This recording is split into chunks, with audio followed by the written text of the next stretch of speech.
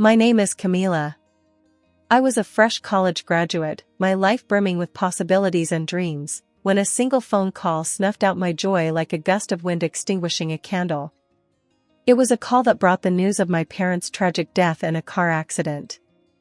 The two people who had been my pillars of strength, my guiding lights, were suddenly gone.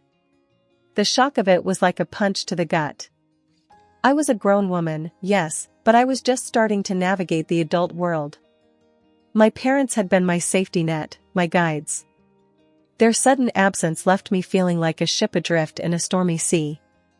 My father, with his hearty laughter and endless wisdom, was my hero. He was a man of strength and kindness, always ready with a word of advice or a comforting hug. I remember our long walks in the park, our deep conversations about everything from philosophy to the latest football game. He was my rock, my safe harbor in the stormy sea of life. My mother, with her gentle nature and unwavering support, was my best friend. She was the one who held my hand during scary movies, who stayed up late helping me with school projects, who was always there with a comforting word and a warm hug. Her love was a constant, soothing presence in my life. Their absence left a gaping hole in my life, a void that seemed impossible to fill. The house felt too quiet, too empty without their laughter and love filling it. Every corner was a reminder of them, every object a memory. In the midst of my grief, a man named Richard appeared. He was a worker at a trading company who happened to be at the scene of the accident. He had provided a witness statement, and he felt compelled to reach out to me, to offer his support. "Camila," he said, his voice filled with sincerity, "I can't express how sorry I am for your loss. I saw what happened. It's not fair, and it's not right. If you need anything at all, please don't hesitate to ask." His words, though simple, were a lifeline in the storm of my grief. Richard became a steady presence in my life, helping me navigate the legalities of the accident, the insurance claims, the mountain of paperwork that seemed to multiply every day. His support was invaluable, his kindness a balm for my aching heart. As the weeks turned into months, Richard and I grew closer. Our conversations grew longer, our silences more comfortable. One day, he took a deep breath, looked me in the eye, and said, "Camila, I've come to care about you a lot. More than I've cared about anyone else. Would you consider marrying me?" I was taken aback, but I looked into his eyes and saw the sincerity there. I thought about the comfort he had provided, the strength he had shown. And I said yes. I said yes to a new beginning, yes to a new chapter in my life. The wedding was a blur of joy and laughter, a day filled with hope and promise. After the celebrations, Richard and I moved into his house that was as grand as it was cold. The house was a testament to Richard's success, a symbol of the wealth he had amassed in his trading business. I was awestruck by its grandeur, but I couldn't shake off the feeling of unease that crept over me each time I stepped into its marble halls. Soon after the move, I discovered I was pregnant. The news filled me with a sense of joy and anticipation. I dreamed of our child, of the life we would provide for him. Richard seemed pleased as well, but there was a hardness in his eyes that I couldn't quite understand. Our son, Max, was born on a clear winter morning. He was a beautiful baby, with Richard's dark hair and my bright blue eyes. Holding him in my arms, I felt a love so profound, so overwhelming, it took my breath away. Richard, too, seemed smitten with our son. But as the weeks turned into months, I noticed a change in him. One day, Richard came home late from work, his face set in a grim line. "Camila," he said, his voice devoid of its usual warmth, "we need to talk about our expenses." I was taken aback. "What about them?" I asked, feeling a knot of worry form in my stomach. He threw a stack of bills on the table, his expression stern. "They've gone up, Camila," he said, his voice cold. "Ever since Max was born, we're spending much more than we used to." I felt my heart sink. "But Richard," I said, We have a baby now. Babies need things. He shot me a hard look. That's not the point, Camila, he said. You're spending too much. On things we don't need. I was stunned. I'm spending on our son, Richard, I said, my voice rising in defense. On his needs. His face hardened. I'm the one who's earning, Camila, he said, his voice harsh. I'm the one who's supporting this family. You should be more grateful. His words hit me like a punch in the gut.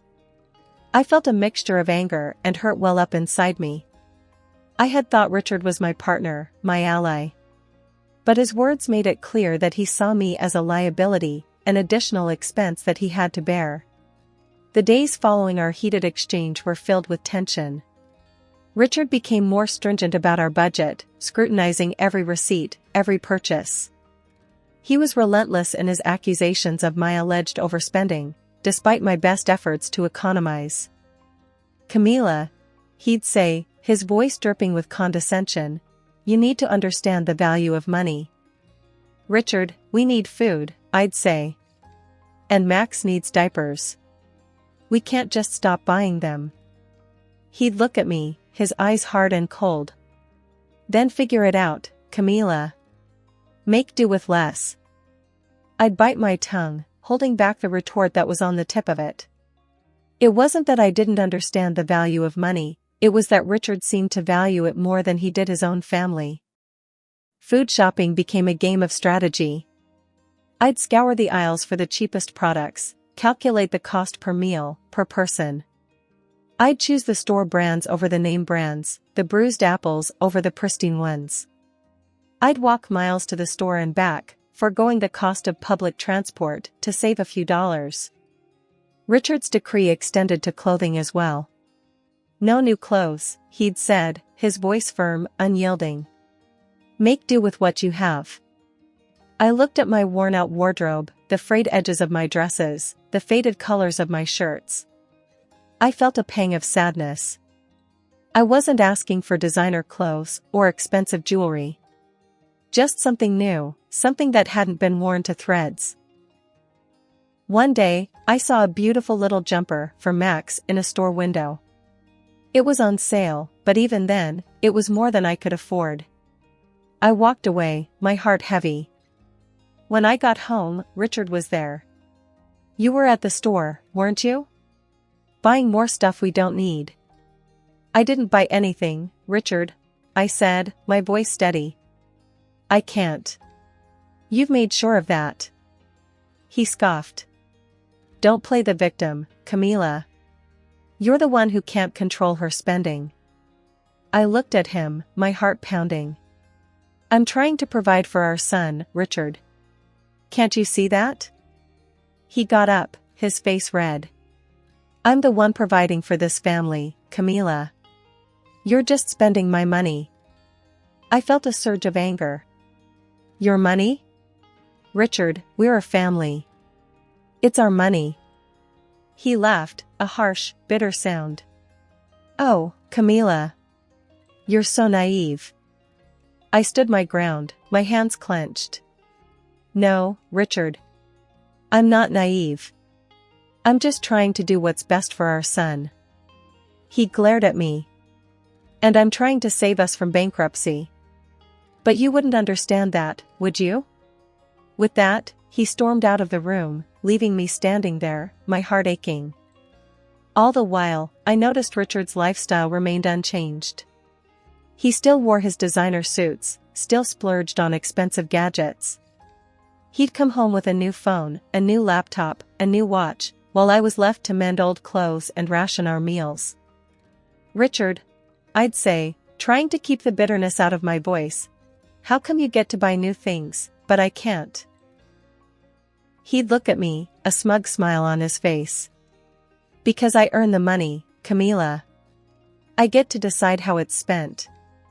His words stung, a slap in the face. I was his wife, the mother of his child, but he treated me like a burden, like an unwanted expense. His greed was clear, his arrogance palpable. He valued his gadgets more than he valued us. It was a Tuesday when Max came down with a fever. His little body was hot to the touch, his eyes were red from crying.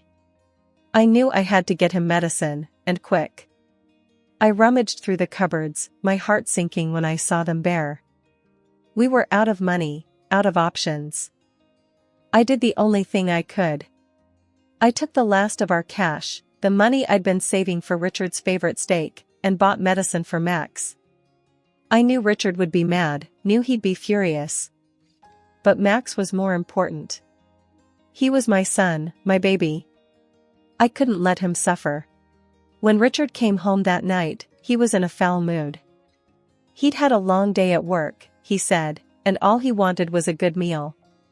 When he saw the empty table, his face turned red. "Camila," he said, his voice low and dangerous, "where's my dinner?" I swallowed hard. "Max was sick," I said. "I used the money to buy him medicine." Richard's eyes narrowed. "You what?" "I bought medicine for Max," I repeated, my voice steady, despite the fear in my heart. Richard slammed his fist on the table. "You spent my money on medicine for that brat?" I flinched at his words. "Max is our son, Richard. He was sick."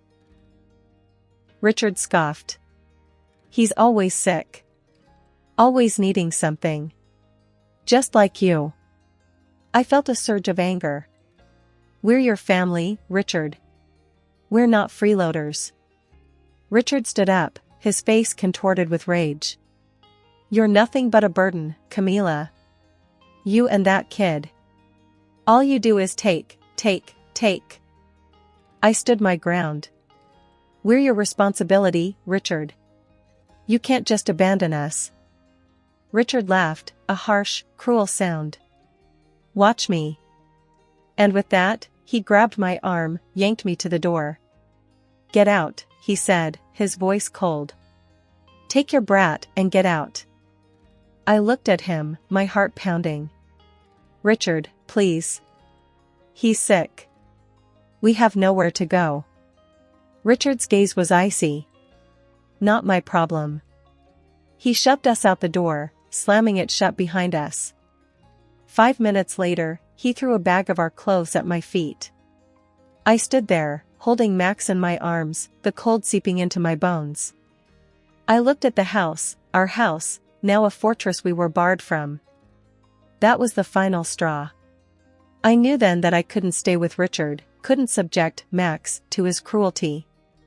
We deserved better, deserved a life free of his anger, his greed. So, I walked away, Max clutched in my arms, our future uncertain. But I knew one thing for sure. I would fight for us, fight for a better life. Richard had pushed us away, but he couldn't break us. We were stronger than he thought, stronger than he'd ever know. The city was vast and overwhelming, a concrete jungle where I knew no one. My son, Max, was just a toddler, too young to understand the dire situation we were in. With no money, no friends, and no home, I felt like a ship adrift in a stormy sea. That's when I remembered Grandma. My father's mother, a woman I had seen only once in my life, came to mind. Dad had a strained relationship with her and they had lost contact many years ago. I barely remembered her face, but I remembered the house she lived in, a large, old structure nestled in a quiet town far from the city's bustle. I had no choice but to take a leap of faith. With the last of my money, found in the pocket of my old jacket, I bought 2 intercity bus tickets. Max and I boarded the bus, our future uncertain but our resolve firm. The journey was long, and Max, feeling unwell, whimpered in my arms. I held him close, whispering soothing words, promising a better future. We arrived at Grandma's town as the sun was setting. The large, old house stood just as I remembered, a beacon of hope amidst our turmoil. Gathering my courage, I walked up to the door and knocked. The door creaked open, and there stood Grandma. She was older than I remembered, her face stern and her eyes sharp. She looked at me, a hint of confusion in her eyes. "Yes?" she asked, her voice firm. I swallowed my fear and introduced myself. Grandma, it's me, Camila. I'm your son's daughter. She squinted at me, studying my face. After a moment, recognition dawned on her. You have your father's eyes, she said, her voice softer. She opened the door wider, inviting us in. We stepped into the house, its warmth a stark contrast to the cold outside. I told Grandma everything about Richard, about Max's illness, about our eviction. I poured out my fears and worries, the burdens I had been carrying alone for so long. Grandma listened, her face hardening as I mentioned Richard. That scoundrel, she spat, her eyes flashing with anger. He'll get what he deserves. In that moment, I felt a surge of relief. Here was someone who believed in me, someone who was on my side. Grandma offered us a place to stay, a place to call home. We were no longer alone, we had Grandma. That night, as Max slept soundly in a warm bed and I sat by the fire with Grandma, I felt a glimmer of hope. The journey to Grandma's was fraught with uncertainty and fear, but it led us to a safe haven. It was our first step towards a new life, a life away from Richard's shadow. The attic was a dusty, forgotten place, filled with boxes upon boxes of old stuff. Grandma hadn't been up there in years, and it showed. The air was thick with the smell of old paper and mothballs, and the floor creaked under my weight. Be careful, Camila, Grandma called from the bottom of the stairs. It's been ages since anyone's been up there. I nodded, my eyes scanning the room. As a person trained as a restorer, I could see the potential in the discarded items. There were old furniture pieces, paintings, knickknacks, all covered in a thick layer of dust. It was like stepping into a time capsule, a glimpse into the past. With Grandma's permission, I started working on the items. I cleaned, repaired, and restored them, bringing them back to life. Each piece had a story to tell, a history to uncover. It was a labor of love, a way to keep my mind off the troubles of the past. Days turned into weeks, and before I knew it, the attic was transformed. The old, discarded items were now beautiful antiques, their value increased tenfold. I took some of them to a local antique store, hoping to make a small profit. The owner, a man named Mr. Peterson, was surprised by the quality of the items. These are fantastic, Camila, he said, his eyes wide. Where did you find them? In my grandma's attic, I replied, a smile playing on my lips. She had no idea what she was sitting on. Mr. Peterson laughed, shaking his head in disbelief. Well, she's a lucky woman to have a granddaughter like you. I blushed, thanking him for his kind words. He bought all the items, giving me a hefty sum of money. I was stunned. I had hoped for a small profit, but this was beyond my wildest dreams. When I returned home, Grandma was waiting for me. How did it go? She asked, her eyes hopeful. I showed her the money, her eyes widening in surprise. Oh my, Camila, she said, her voice shaky. I can't believe it. I shrugged, trying to hide my excitement. It's all thanks to you, Grandma. These are your treasures, after all. We celebrated that night, a small victory in our battle for a better life. The attic treasures were more than just old items. They were a reminder that even in the darkest times, there is always a glimmer of hope. From then on, I continued to restore the items in the attic. Each piece brought us closer to our goal, each sale a step towards our new life. The attic treasures were our lifeline, our saving grace. And we were grateful for them, for the hope they brought us, for the future they promised. Richard, that good-for-nothing, hadn't bothered to check on us. Not even a call to ask about his son.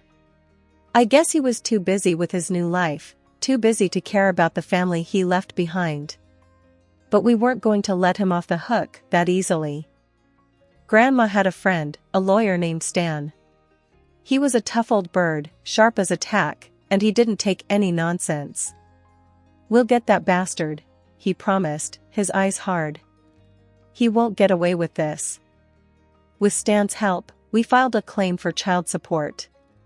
Richard was furious when he found out. He called me, his voice a venomous hiss. "You'll regret this, Camila," he threatened. "You don't know what you're getting into." But I wasn't scared. Not anymore. "Bring it on, Richard," I shot back. "We'll see who regrets it in the end." The day of the court hearing arrived. Richard strutted in, all puffed up like a peacock, his lawyer by his side. He sneered at me, his eyes cold and hard. But I didn't flinch. I was ready for him. Stan presented our case, his voice steady and firm. He talked about Max, about how Richard had abandoned us, about how he hadn't paid a dime for his son's upkeep. The judge listened, his face impassive. Then it was Richard's turn. His lawyer was smooth, his words slick. He painted Richard as the victim, as a man wronged by his vindictive ex-wife. But we had a trump card. I played a recording of Richard's tirade the night he kicked us out. He didn't know about it, and I decided to surprise him. His threats, his cruel words, all for the court to hear. The room fell silent as his voice filled the air, his true nature exposed for all to see. Richard's face turned pale, his confident facade crumbling. The judge frowned, his eyes hard. "This court will not tolerate such behavior," he said, his voice stern. "Mr. Jackson, you will pay child support as required by law. You also have to pay for the emotional abuse of your ex-wife and son." Richard was stunned. He looked at me, his eyes full of disbelief. But I didn't gloat. I didn't need to. The look on his face was victory enough. After the court hearing, Richard tried to worm his way back into our lives. He called me, his voice all sweet and smooth, like honey dripping from a spoon. "Camila," he said, "let's start over. For Max's sake." I laughed, a bitter, cynical laugh. "Start over? With you?" I shook my head, even though he couldn't see me. "No, Richard. We're done." I could hear the surprise in his voice. "But Camila," he stammered, "you need me. You can't survive without my money." That's where he was wrong. I had a job now, a good job. I was a restorer, working for a local antique store and a museum. I was making good money, enough to support Max and me. And with Grandma's help, we were doing just fine. "I don't need you, Richard," I said, my voice steady. "I've got a job. A good job. And Max and I are doing just fine." There was silence on the other end of the line. Then Richard laughed, a harsh, bitter laugh. "You? Working? I don't believe it." "Well, you better start believing it," I shot back. "Because it's true. And guess what, Richard? I'm not just surviving. I'm thriving." There was more silence. Then Richard hung up, his parting words a venomous hiss. "You'll regret this, Camila. You'll see." But I wasn't scared. Not anymore. I had found my strength, my independence. And there was no going back. The next few months were a whirlwind. I was busy with work, with Max, with life. But I was happy. Truly, genuinely happy. For the first time in a long time, I felt free. Free from Richard, free from fear, free from uncertainty. Grandma was proud of me. "You did good, kid," she said one day, her eyes twinkling. "You stood up for yourself. You took control of your life." I smiled, feeling a sense of pride. "Thanks, Grandma," I said. "I couldn't have done it without you." And that was the truth. Grandma had been my rock, my support. She had stood by me, had helped me find my strength. And for that, I was grateful. The sweet taste of victory was more than just a court win. It was a personal victory, a testament to my strength, my resilience. It was a reminder that I was more than just Richard's ex-wife. I was a survivor, a fighter, a mother, a restorer. And as I looked at Max, his eyes bright with laughter, his face full of joy, I knew I had made the right choice. I had chosen to fight, to stand up for myself, for my son. And I had won.